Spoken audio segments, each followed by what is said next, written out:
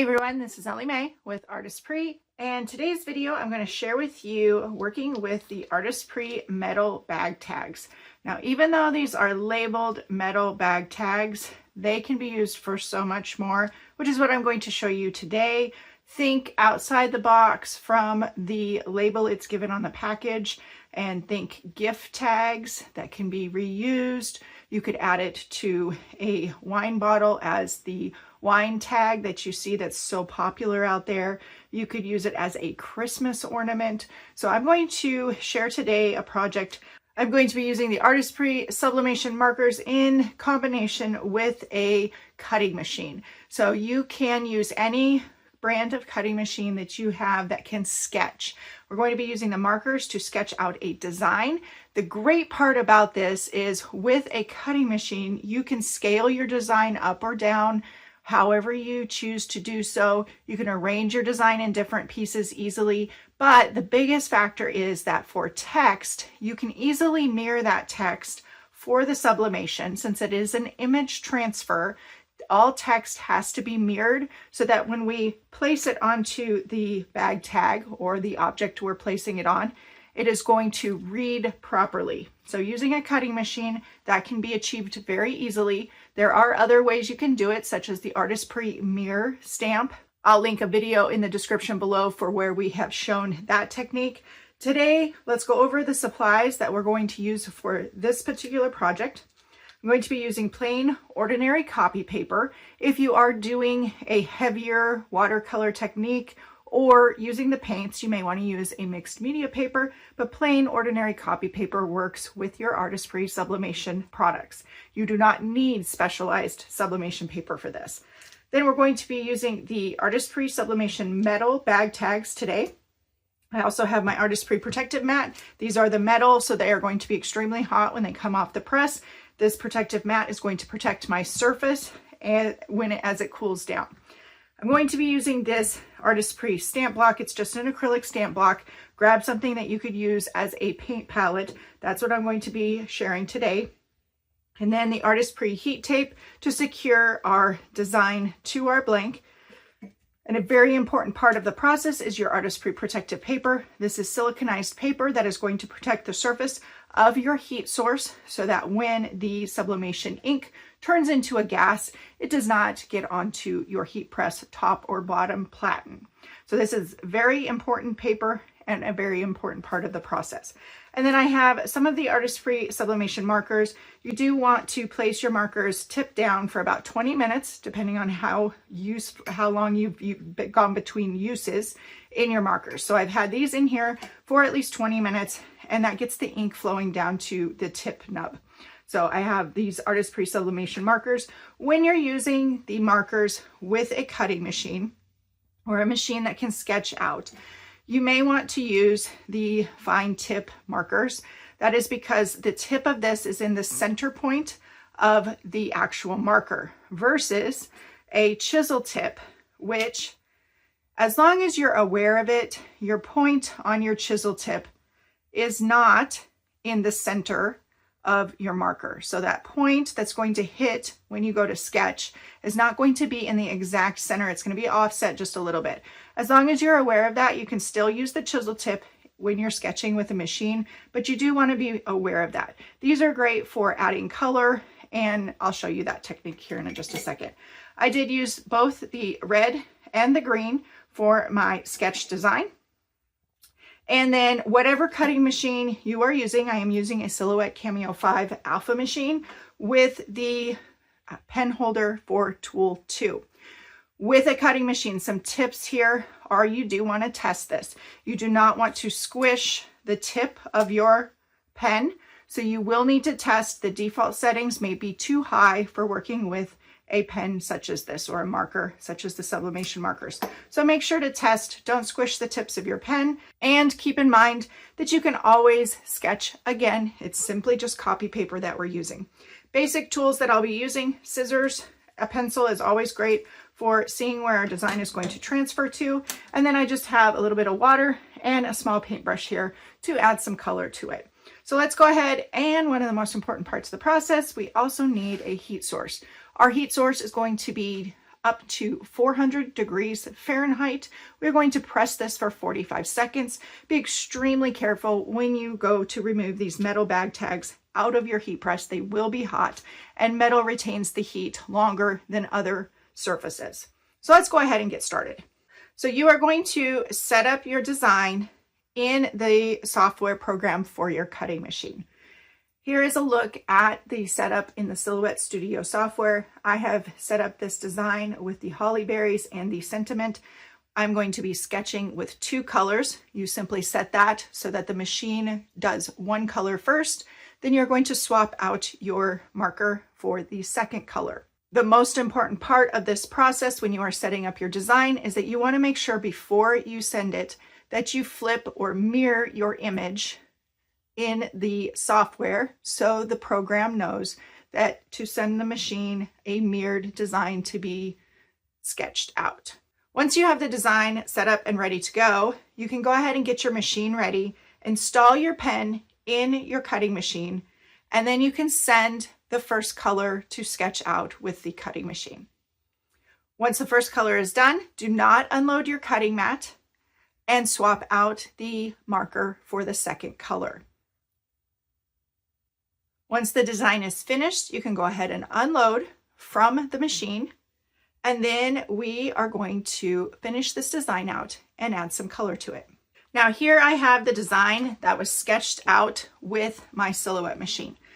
One thing that I will mention, another tip here, is that you'll notice when you're using a marker or a very fluid pen, you may get some points or drops on where that pen kind of rests or pauses. And so I have that here. You could also use, you can see in my design, there is some what looks like blobs. I debated on this. I was going to redo it and use a simpler image. And then I thought, I'm going to just go with it. I'm going to see what this looks like because I'm going to be adding a watercolor in here, and I think it's actually going to turn out and work very well. Again, it is simply copy paper. You can see here the first time I sent this with my test, I felt that this was too much. I simply paused my machine, I canceled the job, flipped my paper around, and I lowered the force from the defaults in the Silhouette Studio software. I just felt that that was going to be a little bit too much. It was actually cementing it to my cutting mat. That was machine specific, so you do want to test that with your particular machine. Now this is copy paper, so I'm going to flip my mat over. I'm going to remove this from the mat. I actually peel my mat away from the copy paper to help it release. And keep in mind when you're sketching, anywhere that you sketch, if you sketch more than once over a certain area, it can kind of cement that down. So you do want to be careful removing it. And then I'm just going to cover my mat up and set that aside. So now I have my design here. And what I can go ahead and do is I'm going to keep another sheet of copy paper underneath just to protect my surface at the moment from when I'm going to watercolor this in. The first thing I'm going to do is I'm actually going to open my bag tags. And what you'll notice on these metal bag tags are double-sided. So you could add a design to both sides. You want to press them individually though. So since metal retains the heat longer, you want to press one side first, and then you are going to let it cool down before you press the other side. Otherwise, you can activate or reactivate that ink that is on that side. So what I'm going to do is I designed this. I drew the template in the Silhouette Studio software, and I did design it so that the design hung off the edges a little bit. What I can do here is I can take my pencil does not transfer, and I can draw around this before I am committed to it. So what I can actually see is where that bag tag handle is going to be and where the design is going to fall. And that actually looks like it's pretty well lined up. It might be just, I might want to move it over just a little bit.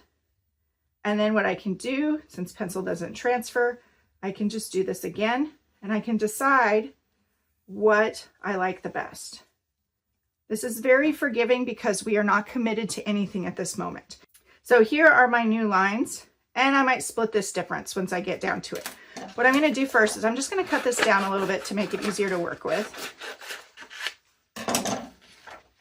and then place that here. I'm going to add a little bit of color to this design. I am going to go outside the lines a little bit just because I want that color, you know, I don't want the white edges. Anything that is left white here is going to remain white in your design. So I'm going to take the Artesprix acrylic block. One side has sort of a little texture to it. It'll still work, but I'm going to flip it over to the smooth side. And I'm going to take my markers, and you can choose to use the same colors. We're going to do watercolor, so it's going to be a little bit more muted, or you could choose, in this case, I'm not going to use the darker green simply because I don't think it'll look like as realistic as a holly leaf, but I'll start here with the green. Regular green, it's going to be lighter because I'm using watercolor. I'm just going to color a bunch of ink out onto my acrylic block. I'm going to take my paintbrush. The more water you add, the more diluted the color is going to be. So I'm just going to come in here. And since I'm using copy paper, you don't want a whole lot of water. And then some of your sketch lines may kind of color out a little bit, and they may not. It just depends. But with this watercolor, you want to keep also in mind, I use that a lot, your sublimation inks are going to be lighter before they are pressed. So the colors you see currently are not your final colors. It will brighten up as you press it for the full time and with the heat. So I'm just going to finish this out. I do like this technique because you can get in here, you can add a little bit of color. Remember, you can always add more color, but you can't easily take it away. So if you start light, you can let that dry and then you can come back in. But this is a great way to get your gradient. Try to stay in the lines, but it's handmade. This would be a lot of fun to do for a party. So if you are hosting for the holidays or Thanksgiving, you can make your own ornaments. You could have a gift party where you're making handmade gifts. So I'm just going to finish out the green here.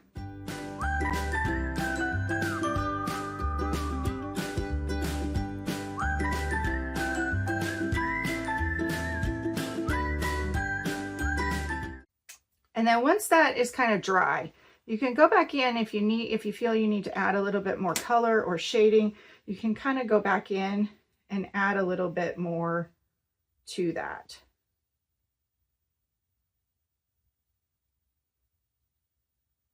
Just to make sure you have that color. But do make sure to let it dry before you go in and add a second layer, because we are working with copy paper. You don't want your paper to tear. And then I'm going to get in here a little bit in the center. Wash my brush out.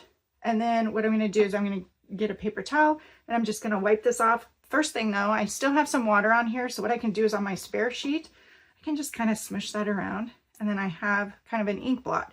I can use this on a future project. I could even use it on the background of the other side. All kinds of things for that design. So I'm just going to grab a paper towel. And then for my next color, now these holly berries, you could use a darker red, you could use a lighter red. You can also pull this out and use it on your scrap piece of paper. That's pretty dark right now as I see it. So we can compare those two colors. I do have quite a bit of ink. It actually looks pretty similar, but I'm still going to go with this original and I'm just going to scribble out. We don't really need as much there for the berries. And then grab some water here, and I can add more water to kind of dilute that color.